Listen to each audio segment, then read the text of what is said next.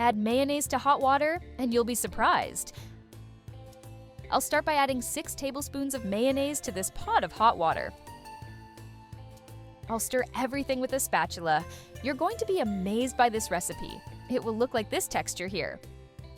Next, I'll add 2 cups of wheat flour and continue mixing with the spatula. I'm sure this recipe will become a classic in your home. It's impossible to make it just once. After mixing thoroughly, it will look like this. Our dough is ready for the next step. My friends always ask me to teach them how to make this because the result is so incredible. I'll transfer the dough to this bowl here. I will add 3 boiled potatoes cut into cubes to this bowl, 1 teaspoon of salt, 2 tablespoons of butter. Now, I'll mash everything. I'm using this tool to make the process easier. It'll look like this when done. Next, I'll add 200 grams of diced mozzarella cheese and mix everything again. This recipe has a few steps where mixing is key, but if you take your time, everything will turn out perfectly. This step is done. Now I'll take the dough that's been resting and begin shaping it.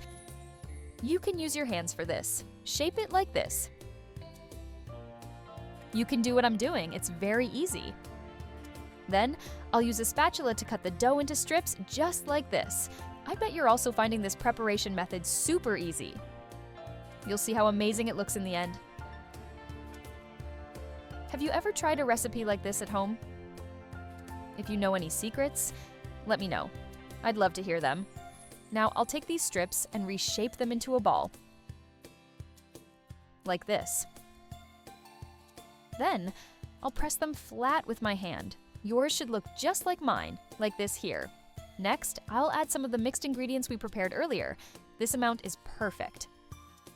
I'll close the dough around the filling and use a fork to seal the edges like this. Flip it and repeat the process on the other side. And before I forget, tell me where you're watching us from so I can send you a special shout out.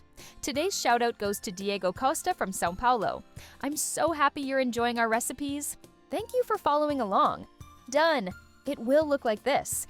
Now, just gather all the pieces and fry them. If you liked this method, you're going to love my upcoming tips. Stay tuned so you don't miss out.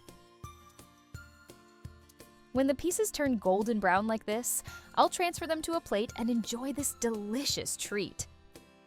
You can use ketchup to enhance the flavor even more. This recipe has always been my favorite since childhood. And now I make it for my kids.